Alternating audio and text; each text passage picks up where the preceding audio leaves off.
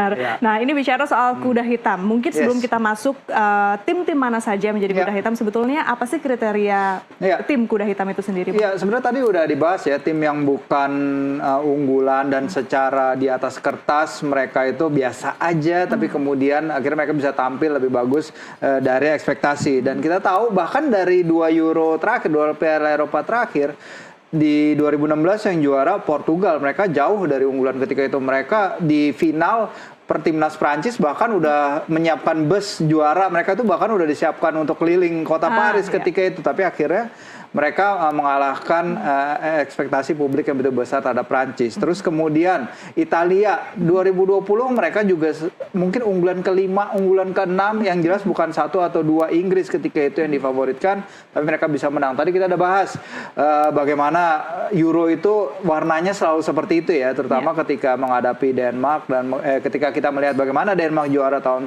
92 dan kemudian ada Yunani. Salah satu kuncinya memang adalah pertahanan ya, di pertahanan.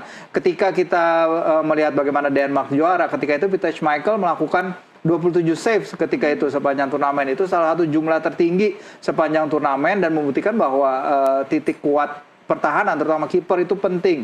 Yunani juga hanya kebobolan, kalau nggak salah waktu itu hanya kebobolan 4 gol dari 6 pertandingan mereka. Mainnya emang boring ketika itu 1-0, 1-0, tapi they get the job done, they got the results, dan ini yang membuat mereka layak jadi suatu dark horse ya, suatu kuda hitam yang sangat tidak diunggulkan karena waktu itu Yunani juga baru tampil dalam turnamen besar kedua mereka setelah Piala Dunia 94 dan ketika itu mereka bisa menjadi juara mengejutkan banyak pihak. Jadi tim-tim yang memang di atas kertas jauh dari diunggulkan, tapi kemudian ketika mereka bertemu tim-tim elit mereka bisa memberikan kejutan.